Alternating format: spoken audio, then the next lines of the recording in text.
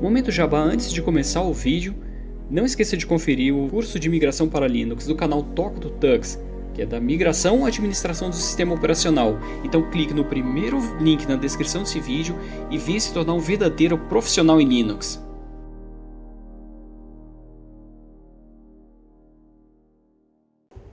Beleza, cambada, seguinte. Semana passada ocorreu vários problemas aí com a questão da FSF, ou seja, Free Software Foundation, a Fundação do Software Livre em português, que eu quis até tratar, mas como eu já tinha um assunto pronto, que eu achei interessante tratar, eu resolvi não falar nada, né? Esperar desenrolar mais um pouco o assunto e depois tratar. Bom, e começa mais ou menos assim, eu fiquei sabendo primeiro através de um site, na verdade um blog, de uma desenvolvedora do MIT, né? O nome dela acho que é Selam, e ela intitulou o artigo dela como Remove Richard Stallman. E lá ela trata de algumas coisas muito estranhas, como por exemplo pedofilia, algumas coisas relacionadas a abuso sexual, inclusive sobre crianças, que não só crianças, mas outros tipos de abusos sexuais, são crimes, e o Richard Stallman acha isso uma coisa muito natural. Aí o Renato do Fast West me mandou um link a respeito do Robert McQueen, que eu acredito que ele era presidente da FSF, e ele declarou a saída dele, né, como membro, né, ele se desvinculou da FSF. Nos comentários eu cheguei a ver, por exemplo, teve um cara que falou que ele saiu também, o Richard Stallman pediu para ele ficar, isso já aconteceu com várias pessoas. E eu vi em algum lugar, alguma matéria relacionada à comunidade Gnome também se desvincular da FSF. Que assim, tem alguns programas do Gnome que eu acho bem legais, como o Totem, né, que era o player dele. Tem o gravador de áudio dele também, eu acho bem interessante e tal. Programas, digamos assim, a central de programas dele eu acho interessante e tal. E eu vi alguma coisa relacionada assim a comunidade Gnome se desvincular da FSF. Eu falei, o negócio tá feio mesmo. E no dia seguinte, o Renato me manda o link com o comunicado da FSF da renúncia do Richard Stallman. O que eu pensei? Eu pensei o seguinte, que eu ia ficar velho, morrer, e ele ainda ia continuar lá. É tipo assim, já deve ter uns 70 anos, mas eu ia ficar velho, morrer, e ele ainda tá lá, enchendo a paciência de todo mundo. A Fundação Software Livre descreveu que eles estão procurando outra pessoa para poder assumir o cargo dele.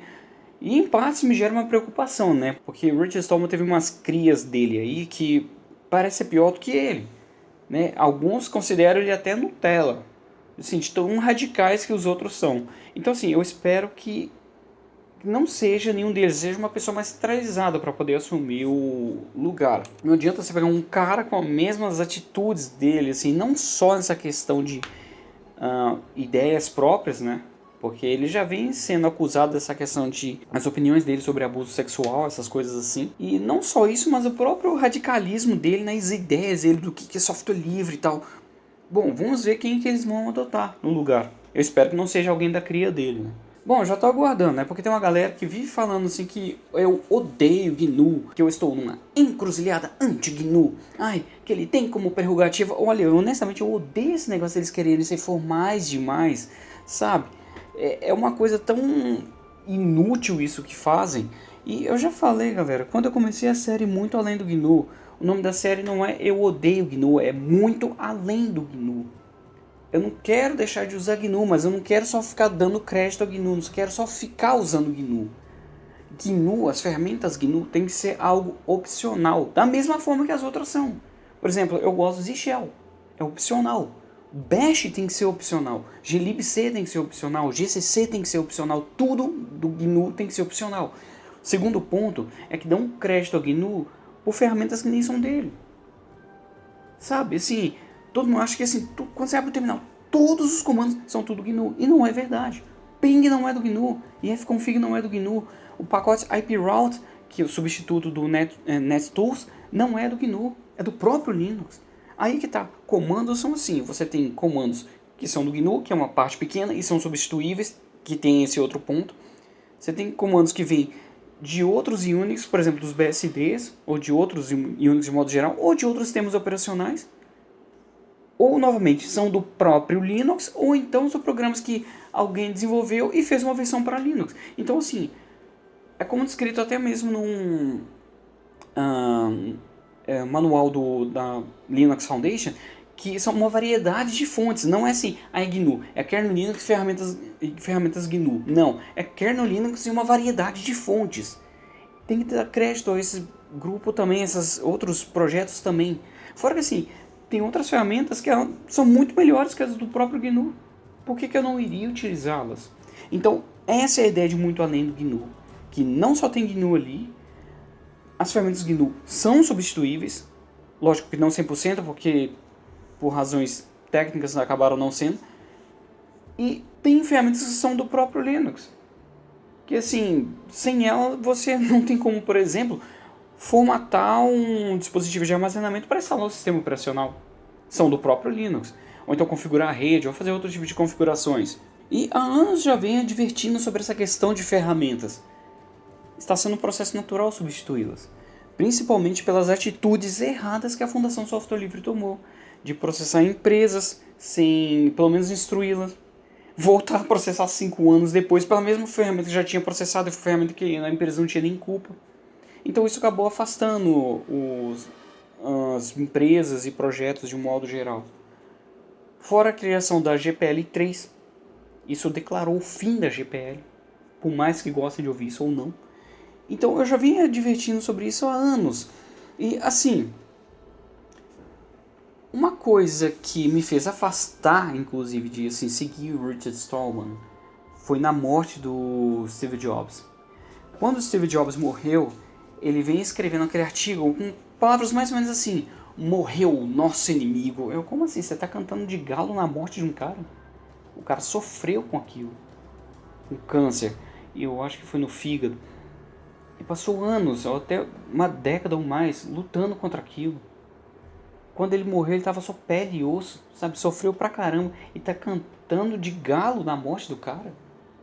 Vocês podem se odiar, mas assim, tratando-se do lado humano, você não fica cantando de galo na morte de uma pessoa, cantando vitória aquilo.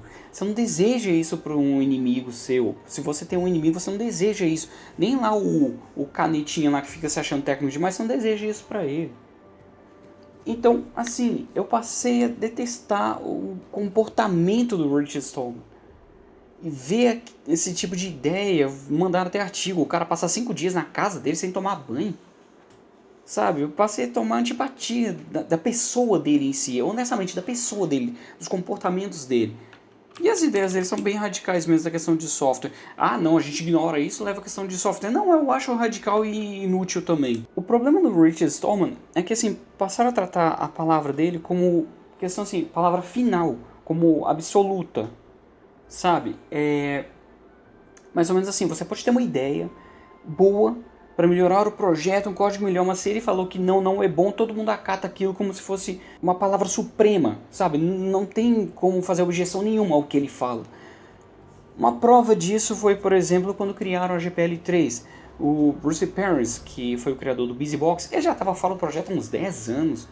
Foram outras pessoas que mantiveram, tornaram o BusyBox útil de verdade.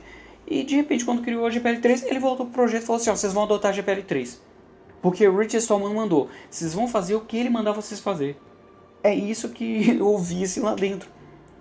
Inclusive deve ter no meio das mailinices do BusyBox, dá pra ver coisas assim. Sabe, tipo assim, ele falou assim, ó, vocês vão fazer o que ele mandar você fazer. Então vocês vão adotar GPL3 no BusyBox. Eles ainda falaram com ele, não dá, porque já não tem código nenhum do GNU aqui no BusyBox. Não tem como a gente adotar. São códigos de outras pessoas, tem que pedir autorização para elas. Não, vocês vão fazer o que ele mandar vocês fazer.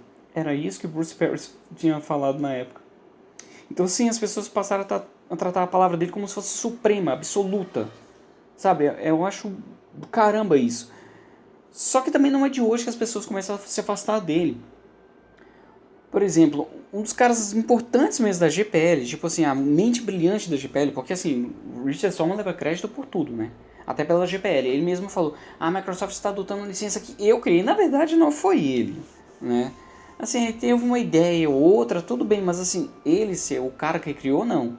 O coautor mesmo é o Eben Moglen. Esse é um cara assim que, digamos assim, foi a mente brilhante da GPL.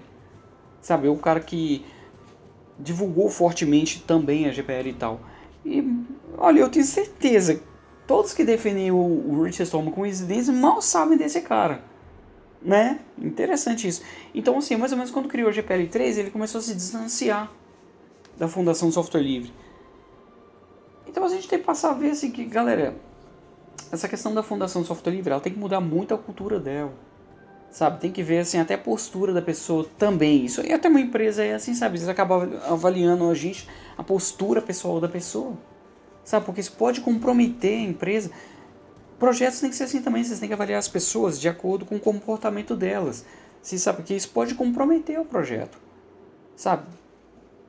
Eu espero que a Fundação de Software Livre escolha uma pessoa mais centralizada nisso aí.